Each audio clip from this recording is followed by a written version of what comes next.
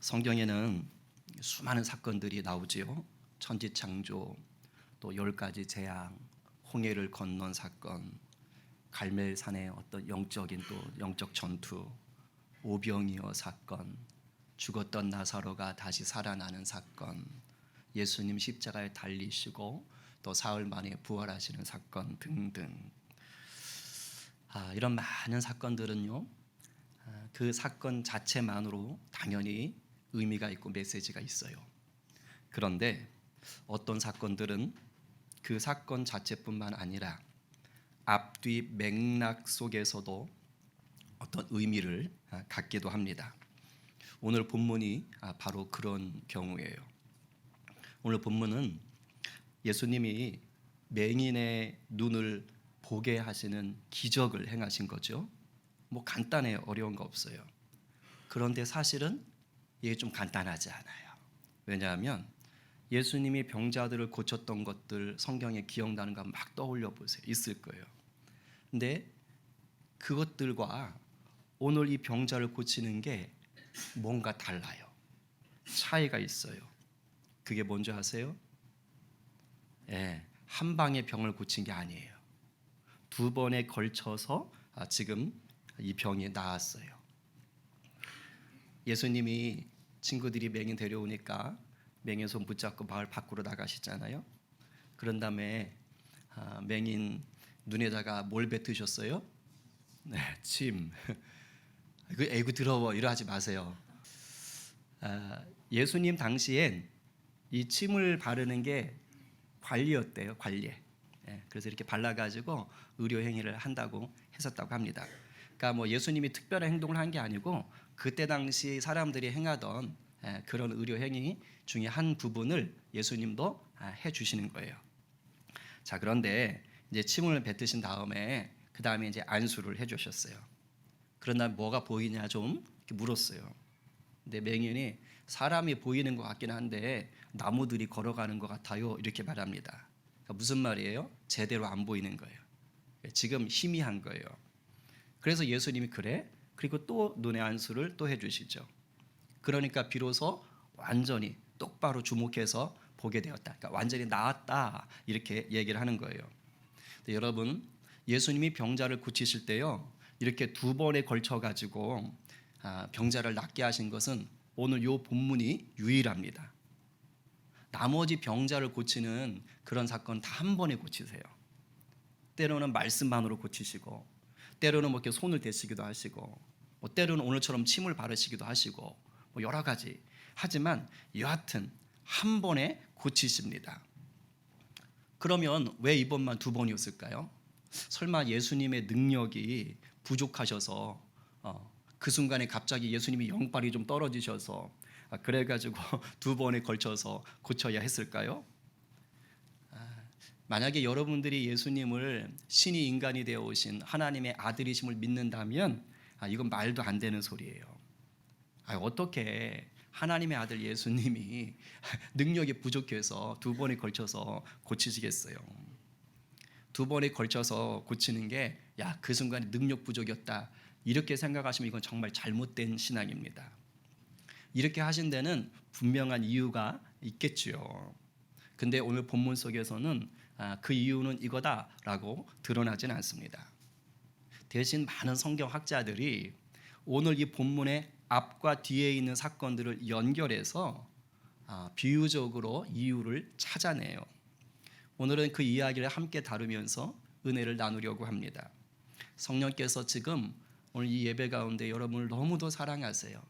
성령의 말씀으로 다 듣게 되기를 간절히 축복합니다. 아멘이에요. 제가 셀 모임 가이드에도 적어놨지만 여러분, 밥솥에 올린 쌀이 재촉한다고 밥 됩니까? 절대 그렇지 않아요. 밥솥에 쌀을 안 쳤으면 취사 버튼 눌러놓고 일정 시간이 지나야만 먹을 밥이 되는 거예요. 취사 버튼 눌러놓지 않으면 100년을 기다려도 밥 못 먹습니다. 눌러놓고 기다려야 돼요. 시간이 있어야 돼요. 라면 끓는 물에 면 넣었다고 즉시 먹습니까? 아니에요. 최소 2분은 버텨봐야 그래도 좀 건져낼 수 있죠. 그렇죠? 우리 교회에 심겨 있는 앵두, 매실, 감, 밤 이제 열매 맺히는데 이거 먹으려면 1년 기다려야 돼요. 그렇죠? 우리 김 장로님 묘목 사다가 묘목 잔뜩 지금 꽂아놨거든요. 거기서 열매 딸라면 몇 년을 기다려야 될지 모르겠어요. 최소한 2, 3년 이상은 가야 될 거예요. 무슨 말이에요? 다 때가 있다는 겁니다. 시간이 필요하다는 거예요. 어떠한 과정들을 거쳐야만 되는 거예요. 그런데 이 과정을 거친다라는 말은 달리 말하면 뭘까요? 아직 완성되지 않았다라는 거예요. 뒤집어 말하면 아직은 미숙한 상태다. 신앙으로 말하면 뭡니까? 아직 연약하다. 실수와 실패가 있다. 무지하다. 넘어질 때가 있다. 믿음이 어설프다. 이랬다 저랬다 하는 믿음이다. 바로 이런 걸 얘기하는 거예요. 오늘 본문은 앞뒤 사건과 연결하여서 이 어설픈 믿음과 그런 믿음을 도우시는 예수님을 바라보게 합니다. 오늘 본문은요, 마태, 마가, 누가, 요한 사복음서 중에 유일하게 여기에만 나와요. 마가복음에만 수록되어 있어요. 그런데 단순히 눈을 뜨게 하는 기적뿐만 아니라 방금 말했듯이 앞 뒤에 문맥과 연결해서 어떤 의미를 전하려는 일종의 비유 노릇을 합니다. 그러면 본문 앞뒤의 내용이 뭐냐를 알아야 되겠죠. 오늘 본문 앞에는 크게 세 가지 사건이 나와요. 첫 번째는 1절부터 10절인데 오병이어 사건이랑 비슷한 거예요. 일명 7병 235 사건이라 그래요. 예수님이 떡 7조각과 물고기 2-3마리로 4,000명을 배불리 먹이시는 겁니다. 그 사건이 나와요. 그리고 11절 13절에는 바리새인들이 예수님한테 찾아와서 시험하는데 예수님 기적 한번 보여보쇼? 이렇게 또 떠벌리는 거예요. 예수님 막 떠보는 거예요. 그러니까 예수님이 이 인간들이 맨날 표적만 구하구나 하면서 안타까워하시며 이제 그 자리를 떠나시는 이야기가 나와요. 그리고 그 다음에 오늘 보면 바로 앞에 14절부터 20 그 앞에 내용 보면은 오늘 본문하고 연결되는 사건이 나와요. 예수님의 배를 타고 이제 자리를 옮기시는데 어디 지금 제자들 여기 제자들과 맹인을 고치신 벳세다 이쪽으로 지금 갈릴리 그 배 타고 넘어오시는 길이에요. 이 배 타고 오는 길에 배 안에서 제자들하고 대화를 나누는 사건이 오늘 본문의 바로 앞에 나와요. 예수님이 갑자기 이러는 거예요. 조금 전에 바리새인 얘기 있었잖아요. 그러니까 그게 아마 생각나셨나 봐요. 그래서 제자들한테 배 타고 오시면서 얘들아 너희들 바리새인의 누룩과 헤롯의 누룩을 주의해야 돼 라고 말씀을 하셨어요. 여기서 누룩은 뭐냐? 그 이스트 아닙니까? 빵 부풀어 한 거. 근데 여기서 누룩은 저 본문에서는 나쁜 영향력을 얘기하는 거예요. 그러니까 당시에 바리새인이라든가 헤롯 당들은 예수님을 거역했어요. 믿지 않았어요. 하나님 나라의 방해꾼 노릇을 했던 거예요. 근데 자기들만 안 믿으면 좋은데 다른 사람까지 예수님 못 믿게 이렇게 끌어들였단 말이야. 그러니까 예수님이 저 인간들은 참 좋지 않은 영향력을 갖고 있어. 그래서 조심해야 돼. 지금 이 얘기를 하는 거예요. 그러니까 제자들한테도 너희들도 바리새인들 헤롯 당들 하는 얘기에 넘어가면 안 돼. 각별히 조심해. 알겠지? 이 얘기를 지금 하시는 거예요. 근데 제자들이 예수님의 이 얘기를 잘못 알아들었어요. 어떻게 알아들었느냐? 아까 빵 사건도 있고 막 했잖아요. 그러니까 바리새인의 누룩, 헤롯의 누룩을 바리새인들이 먹는 빵, 헤롯 당원들이 먹는 빵으로 착각한 것 같아요. 그래서 예수님이 우리한테 누룩, 즉 누룩을 넣은 빵 이거 있냐고 물어보나 본데? 이렇게 자기들끼리 혼자 생각한 거예요. 그래놓고 빨리 찾아봐. 우리 빵 몇 개 있어. 그 찾아보니까 지금 몇 개밖에 없어요. 빵이 가져온 게 하나밖에 없었던 거예요. 그래서 이제 제자들끼리 수군거리는 거예요. 배 안에서 야 어떡하냐? 딱 걸렸어. 역시 예수님 딱 알아맞혔어. 어떻게 우리 떡 하나밖에 없는 거 아셨나 봐. 어떡하냐? 지금 이러고 있는 거예요. 그러니까 이 수군거리는 것을 예수님이 들으신 거죠. 그리고서는 그 제자들을 딱하게 보시는 거예요. 왜 딱하게 보시느냐? 아니 방금 전에 얼마 전에 바로 앞에 5병이어 있었고 오늘 본문 앞에는 7병이요. 수많은 사람들을 예수님이 그 적은 것으로 풍족하게 먹이는 기적을 보였는데 그랬는데도 불구하고 지금 제자들이 떡 하나밖에 없다고 덜덜 떨고 있는 거예요. 예수님한테 떡 하나가 뭐가 걱정해요. 하늘에 기도하고 자 먹자 하면은 그냥 넘치게 먹고 남을 텐데. 근데 제자들이 그 놀라운 경험을 했는데도 불구하고 지금 뭐 하는 거예요? 야 어떡하냐, 우리 떡 하나밖에 없다, 어떡하지? 이 걱정을 하고 있으니까 제자들의 그런 믿음이 너무도 안타까우셨던 거예요.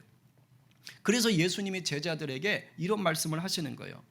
오늘 본문에서 맹인이 눈을 뜨는 사건과 연결이 되는 본문입니다. 이게 9절이에요. 같이 읽어봐요. 자, 시작. 예수께서 아시고 이르시되 너희가 어찌 떡이 없으므로 수근거리느냐? 아직도 알지 못하며 깨닫지 못하느냐? 너희 마음이 둔하냐? 너희가 눈이 있어도 보지 못하며 귀가 있어도 듣지 못하느냐? 또 기억하지 못하느냐?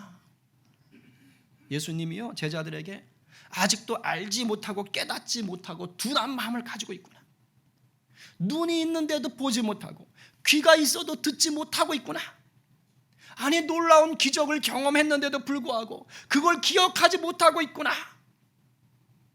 그런데 이 예수님의 말이 오늘 이 맹인 본문에 뭐하고 비슷한 거예요? 예수님이 친히 침을 발라주시고 안수까지 해주셨는데도 불구하고 여전히 제대로 보지 못하고 있는, 사람을 그냥 나무가 걸어가는 것처럼 희미하게 보고 있는 상태와 지금 연결을 시키고 있는 거예요. 이게 학자들의 말이에요.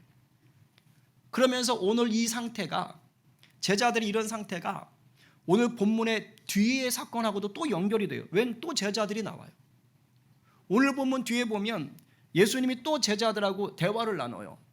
얘들아, 제자들아, 너희들이 마을을 돌아다녀 보니까 사람들이 나를 보고 누구라 그러더냐? 그랬더니 제자들이 세례 요한이라고 그래요. 엘리야라고도 그래요. 어떤 사람들은 선지자 중에 한 명이라고 얘기를 하던데요.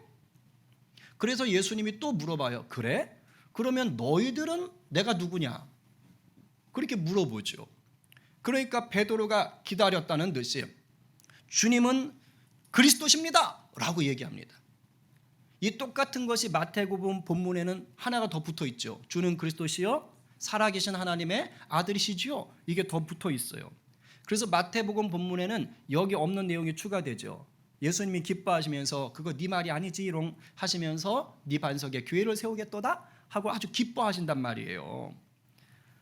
오늘 본문에 빠져 있지만, 자 그런데 이제 예수님께서 이 대답을, 제자들 대답을 듣고 나서 무슨 말을 하냐면, 그래, 그래서 하는 말인데 있잖아, 이제 내가 고난을 받을 거야.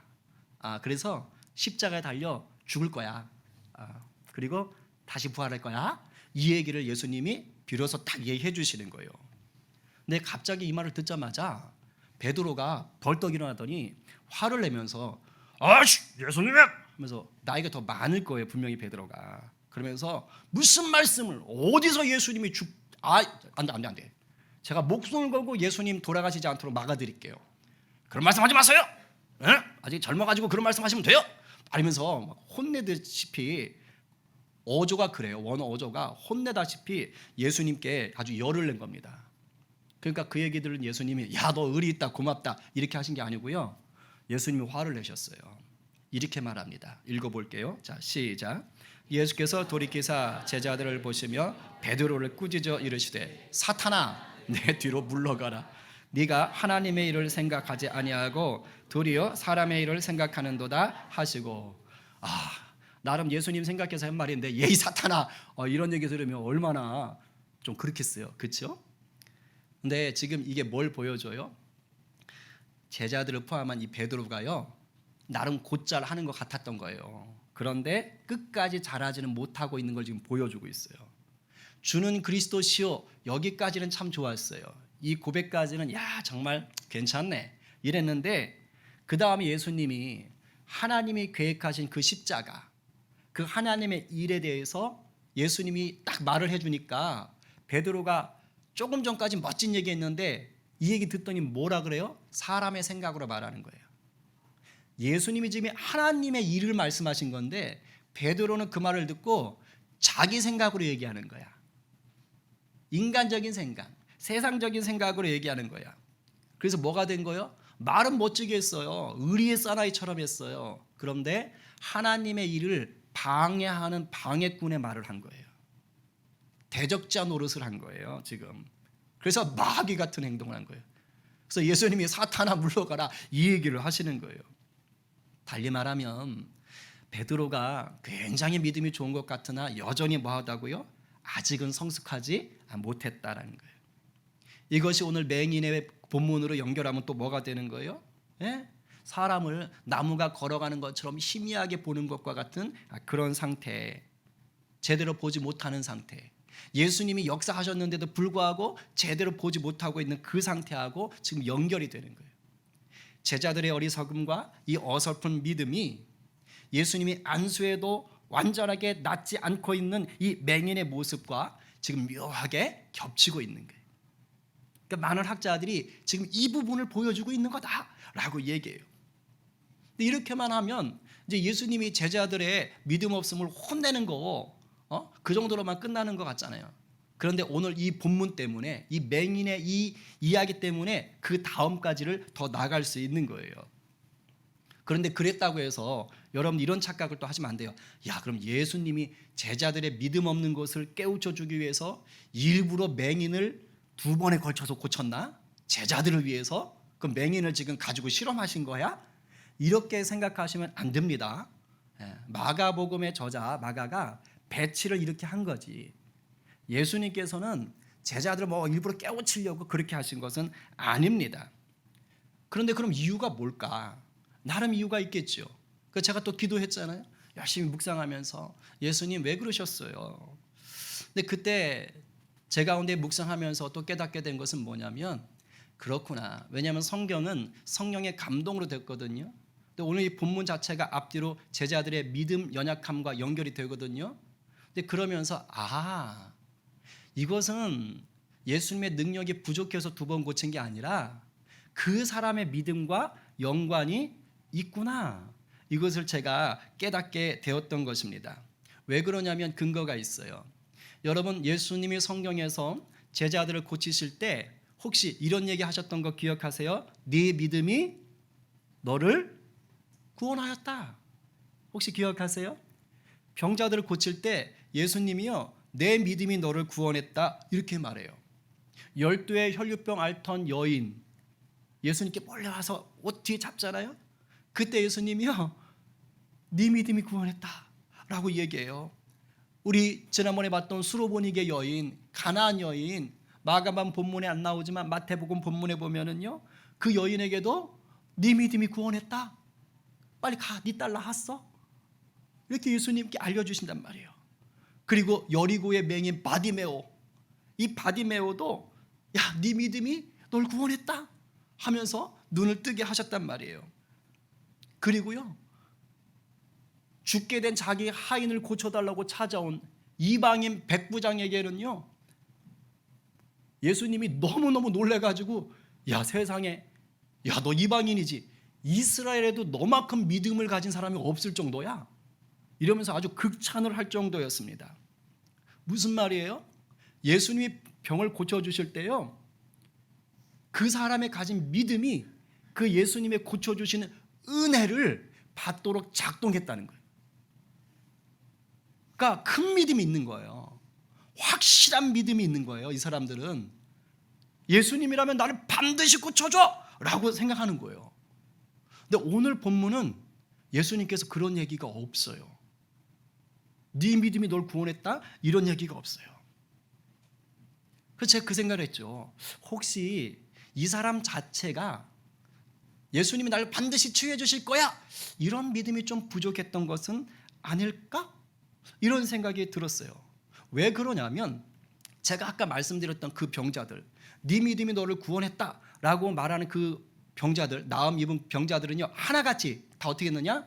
예수님께 부르짖었어요. 예수님 앞에 달려와서 부르짖었어요. 살려주세요. 고쳐주세요. 주님 아니면 안 돼요. 이렇게 나왔던 자들이에요. 믿음을 갖고 나온 거예요. 예수님이 고쳐줄 것을 알고 나왔던 거예요. 그래서 간절히 구했던 거예요. 그런데 오늘 이 맹인에게는 그러한 모습이 전혀 나타나지 않아요. 물론 맹인이니까 혼자 나올 수 없지요. 그래서 친구들이 데려왔지요. 그렇죠? 근데 그래서 친구들이 한 게 뭡니까? 그냥 예수님 손 한번 대주세요. 왜냐면 예수님 손 대시면 또 낫는 게 있으니까. 근데 저는 이 친구들도 믿음이 좋았다? 이거 좀 불확실한 것 같아요. 왜 그러냐면 마가복음 2장인가요? 거기 중풍병 들린 환자를 친구들이 메고 오잖아요. 그런데 사람이 꽉 차 있으니까 어떻게 하죠? 쥐붕을 뜯어내고 내리잖아요. 그때 예수님이 뭐라 그래요? 그들의 믿음을 보시고 이렇게 얘기해요. 그들의 믿음을 보시고 중풍병 환자를 치유해 주시거든요. 그러니까 이 친구들이 믿음이 컸던 거예요. 아마 중풍병 환자도 컸을 거예요. 예수님. 근데 지금 이 친구들에겐 뭐 예수님이 전혀 그런 말 자체가 없는 거예요. 그러니까 정말 이 사람 자체나 친구들이 믿음이 컸다라는 것을 암시하는 말이 하나도 없어요. 그리고 또 하나의 특이한 점은 뭐냐? 예수님의 치료 방법도 다른 때하고 조금 차이가 있습니다. 보통은 예수님이 병을 치료할 때 말씀만으로 딱 치료하세요. 나았다 선포하면 끝. 나은 거야. 근데 오늘 본문엔 그런 말씀 자체가 없어요. 이 신기해요.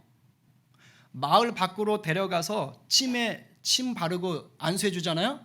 그런 다음에 나았다 이러면 돼요. 근데 그렇게 말씀 안 하신다니까요. 뭐 좀 보여? 이렇게 말씀하세요. 그냥 평상시처럼 이제 네가 나았다 이러면 얼마나 좋아. 근데 유일하게 뭐 좀 보이니? 이렇게 물어봅니다. 확실히 다른 병자들 고칠 때하고 또 달라요.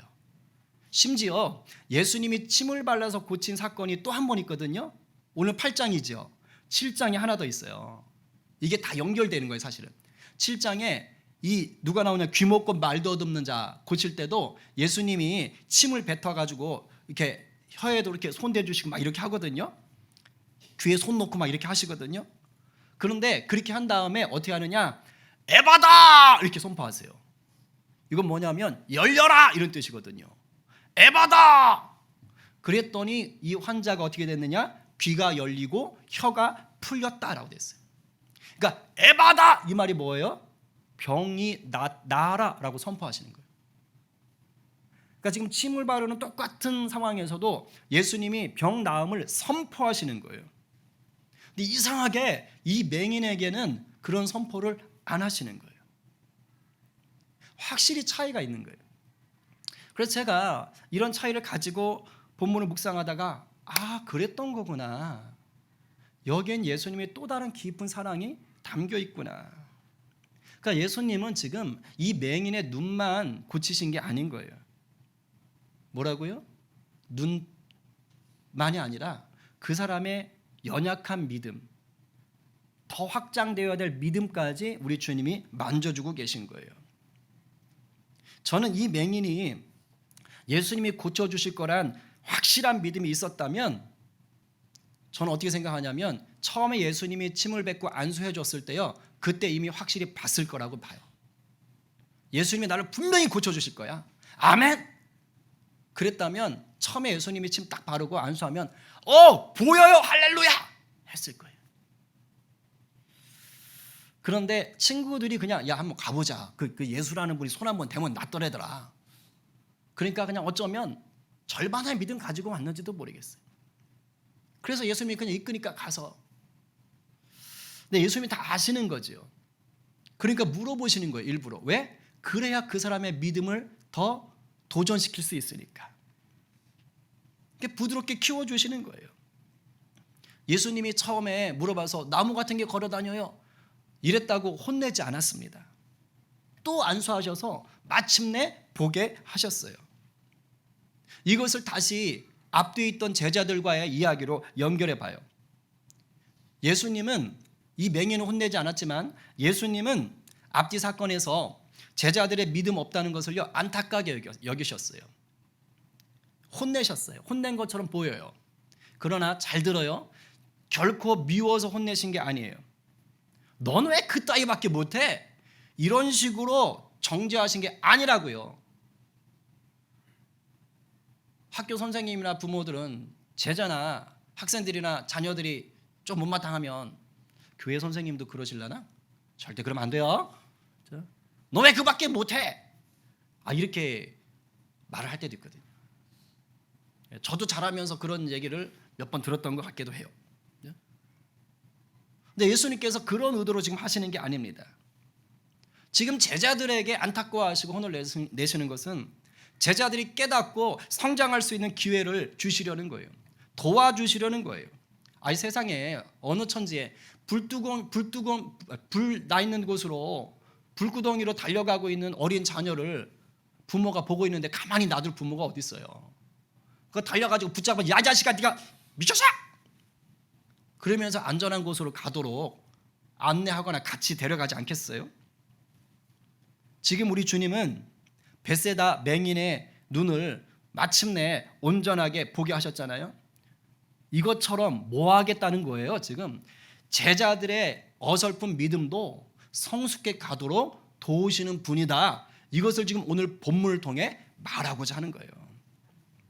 실제로 제자들의 믿음이 어떻게 됐어요? 예수님의 십자가와 부활 사건을 거치면서 더 자랐어요. 성숙했습니다. 그런데 예수님께서는요, 부활 후에 40일 동안 이 땅에 계시면서 제자들의 믿음을 더 계속 세워주시는 거예요. 계속해서. 그리고 하늘로 승천하신 후에도 어떻게 해요? 성령님을 보내셔서 함께하게 하는 거예요. 그러니까 그 제자들이 초대교회 엄청난 역사를 성령님과 함께 개척해 나갔던 것 아닙니까? 제가 참 많은 은혜를 받았어요. 그러면서 예수님께서 제자들에게 요구하는 것은 단 하나예요. 비록 어설프고 어리석은 믿음이 가지고 있어도요, 예수님께서 그런 제자들에게 원하는 건 딱 하나, 주님 앞에 있으라. 예수님을 계속 바라보라는 거예요. 예수님하고 연결고리를 놓지 말라는 거예요. 여러분, 오늘 맹인 똑같습니다. 한번 안수해주고 희미하게 보였을 때 이거 예수님이 이거 실력이 없구만 하고 대슈 하고 돌아가지 않았어요. 그냥 계속 그 자리에 있었어요. 그러자 예수님께서 두 번째 안수하시고 낫게 하셨어요. 저는 그런 생각해요. 만약에 두 번째 안수했는데도 완전하게 낫지 않았다, 그럼 아마 예수님이 또 안수하셨을 거야. 왜? 이 사람의 믿음을 위해서. 제가 오늘 본문을 앞뒤 본문까지 연결해서 보고 묵상하는 가운데, 그렇지, 오늘 이 이야기는 제자들만의, 이 맹인만의 이야기가 아니지. 바로 나를 향한, 우리를 향한 이야기지. 우리의 믿음도 아직 설 익었잖아요. 그렇죠? 완전하신 분 계세요? 우리 믿음도 어설퍼요. 우리 믿음도 미숙해요. 우리의 믿음 생활도 실수와 실패가 여전해요. 우리는 믿음 생활하면서 반복되는 죄로 인해 무너질 때도 많아요. 주님을 구주로 영접했고 믿는데도 불구하고 믿음을 가지고 살아내는 내 현실은 너무 희미해요. 확실한 믿음의 열매가 안 보여요. 믿음으로 승리했다라는 그 승리의 삶이 잘 보이질 않아요. 때로는 예수님이 계신 것 같기도 하고 안 계신 것 같기도 해요. 그래서 종종 우리 마음이 너무 힘들어요. 내가 예수 믿는데 왜 이 모양일까? 내가 예수 믿는 게 맞나? 아니, 예수를 좀 믿으면 나도 그렇고 내 가족도 그렇고 내 주변 환경도 좀 신바람이 나야 되는 거 아니에요? 근데 우리 현실이 그렇지를 못할 때가 너무 많아요. 근데 모르겠어요. 제가 그런 자더라고요. 우리가 이런 믿음을 가진 자예요. 우리 주님도 이런 우리를 보면서 무조건 잘했다라고는 하지 않습니다. 이런 우리를 보시면서 우리 주님도 안타까워하세요. 그래서 때로는요, 여러분, 예수님이 그 어리석고 어설픈 제자들의 믿음을 호되게 꾸짖으셨던 것처럼 우리 심령을 혼내실 때도 있어요. 요한계시록에 나오는 7교회들 중에 에베소 교회는요 굉장히 교리 잘 지켰어요. 그런데 너희들은 처음 사랑을 잃어버렸어. 사대 교회한테는요 니네가 살았다고? 살아있는 것 같지? 사실 죽었어. 라오디아 교회는 부자 교회예요. 사람들이 보통 부유했어요. 그래서 뭐 우리끼리 행복해 이러고 있었어요. 근데 예수님은 뭐라고? 너희들의 영적인 실체는 곤고하고 가련하고 가난하고 눈 멀고 벌거벗었다 이놈들아. 폭로하셨어요. 그런데 미워서 그러신 게 아니잖아요. 우리를 포기하거나 내버리시려고 그러는 게 아니에요.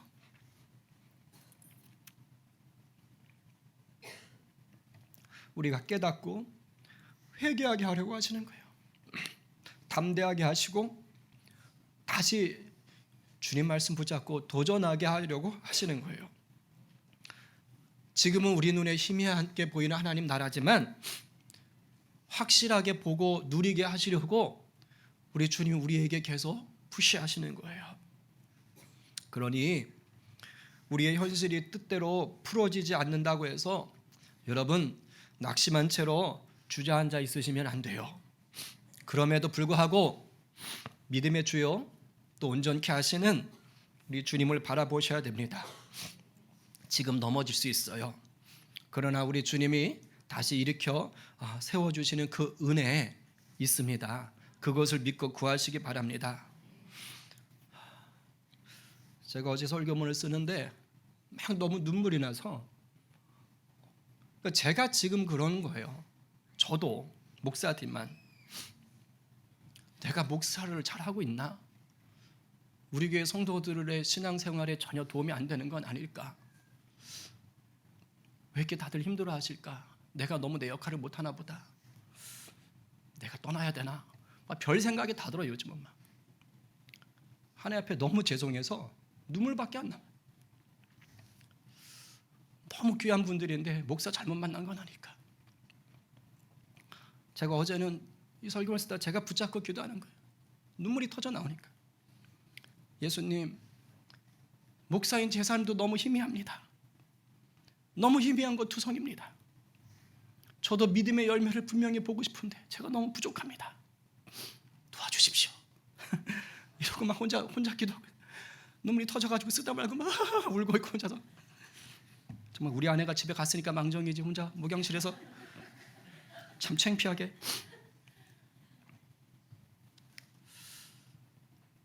근데 주님이 그러세요. 알아. 네 부족한 거 알아. 누가 뭐래? 내가 너 보고 일하냐? 그래서 또 뭐 위로받고. 근데 여러분, 주님은 우리를 기다리고 계셨다는 듯이 우리가 계속 인정하고 나가면 도와주시는 분이십니다. 아멘. 아까 찬양하는데 너무 제 은혜가 돼요. 주가 보이신 생명의 길. 그렇지. 나 주님과 함께 상한 마음을 드리며. 그렇지. 상한 마음을 가족에게 쏟아놓지 마세요. 친구에게 쏟아놓지 마세요. 직장 가서 쏟아놓지 마시고 예수님한테 쏟아놓으세요. 수고하고 무거운 짐진 자들아 다 내게 와. 다 내게 와. 나한테 쏟아놓어. 그럼 내가 너희를 쉬게 할게.